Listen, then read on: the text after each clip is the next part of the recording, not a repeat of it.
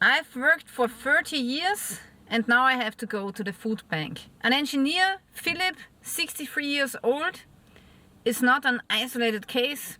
He earned 3,400 net back when he was working, could even afford holidays, but now he stands in line at a food bank in Germany.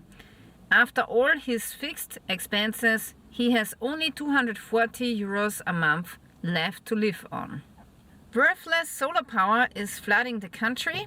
Too much solar power recently drove wholesale prices deep into negative territory, disposing of the green electricity cost taxpayers millions.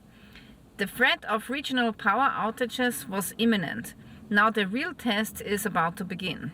The big drawback of renewable energies is that sometimes they produce too little energy, sometimes they produce too much, and this brings the electricity grid to the brink of collapse. And with this you risk brownouts or even rolling blackouts, or this could cause a blackout which is going over several countries. Very dangerous. Also, the Tuapse oil facility in Russia was not only hit a second time, but now also it was struck a third time this month. A lot of oil facilities or ports were attacked all over the world. So a lot of things are going on with attacks on oil ports, and this is going to be very bad for all of us citizens around the world. This will have a negative impact on all people of this planet. Also, in Austria, the metal industry is relocating and 10,000 jobs are lost in just 2 years. According to a recent survey, 4 out of 10 companies plan to eliminate further positions. Many firms want to move abroad. And Austria is also threatened with de-industrialization, just like Germany. Also now the governments in Europe are spending a lot of money, increasing debt, and now they are looking for ways to create new taxes. And one new tax which is now coming in Germany is going to be a sugar tax.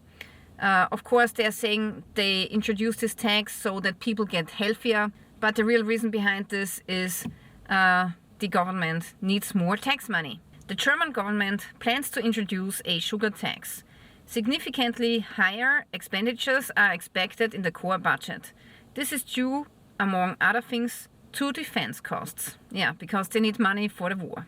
Also, to consolidate the budget, an increase in alcohol and tobacco taxes is planned, as well as a reduction in financial aid is also planned. If you want to support my channel, the best way to do so is to buy a Odenwolf knife. Odenwolf is a really awesome company. They make high quality knives like this one here for a really good price. And this one happens to be a Scandinavian camping knife. And I really like this knife. I always have it in my car.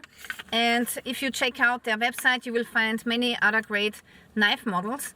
And with my discount code Lilly10 you will get a 10% discount. So if you want to support my channel, make sure that you check out the affiliate link in the description below. The same thing is going on in Austria. The government needs money, so they are increasing taxes.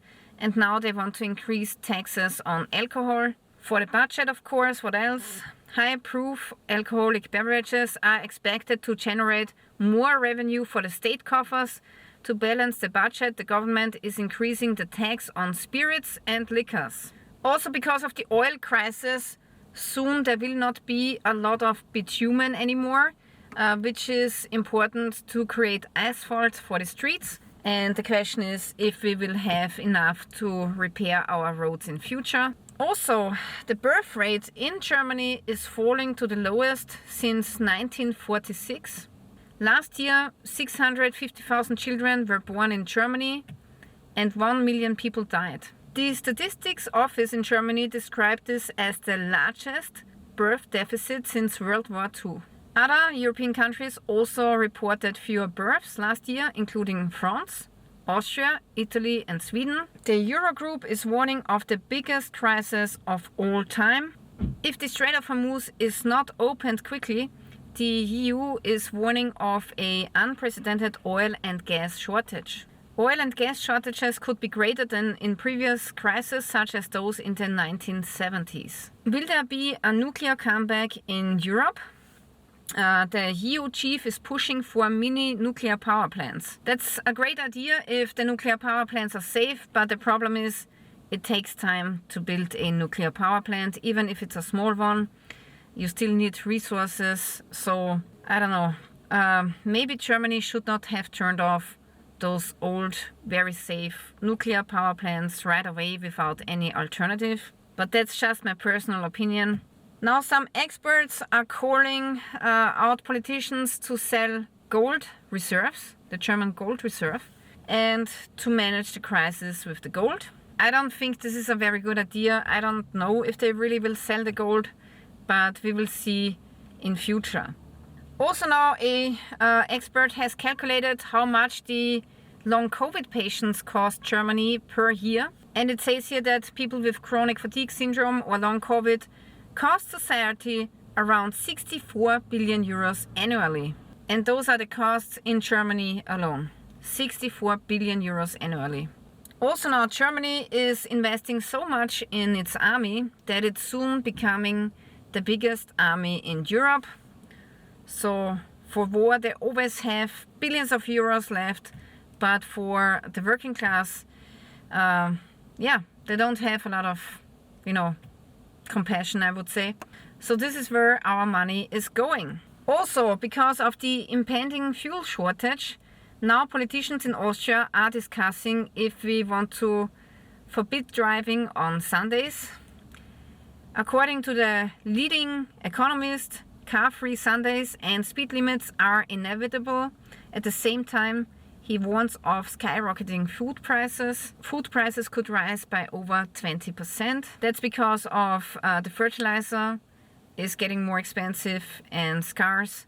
And also transport of food, especially when it's coming from other parts of the world, is becoming more expensive. In Germany, a new wave of inflation exceeding 10% is possible. Because of the Iran war, prices for basic foodstuffs are skyrocketing. Also now, in the midst of an energy crisis, the worst that we have ever seen here in Europe, starting today, the European Union is phasing out Russian LNG. It was decided long before the Iran war. With the implementation of the next sanction package, Russian LNG gas in Europe should come to an end. So I know that our gas storage is pretty empty in Europe and we really have to refill our caverns and tanks so we can go through next winter without freezing. But now they are not accepting Russian LNG anymore, so it will be very hard to bring us through the next winter. Europe's energy suicide. The Netherlands is proceeding with the final closure and cementing of wells in the Groningen gas field, one of Europe's largest reserves.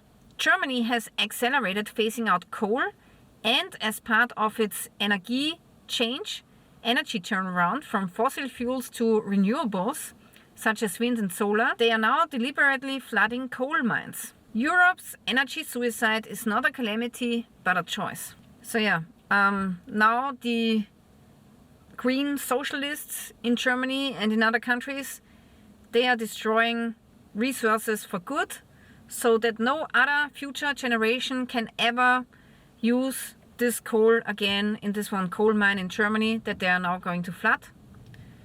So it's like leaving behind burned soil. Meanwhile, they are working hard on the digital IDs, which are now coming in 2027. The EU DI wallet will bring the national identity card to your smartphone starting in 2027, which will make your passport obsolete. So they are planning to take your passport, identity cards, driver's licenses and put it digitally on your smartphone. I don't know if that's a good idea, but I will try to resist it as long as I can. So this is the situation in Europe right now, and it doesn't look too good, like always. So crazy times. And my personal opinion is the best thing that we can do now is to financially bug in, to save money and to prepare for bad times, worse times even, because It can always even get more worse than it is right now, right? Anyway, so this is it for today, and I really want to thank you for watching, and stay tuned till next time.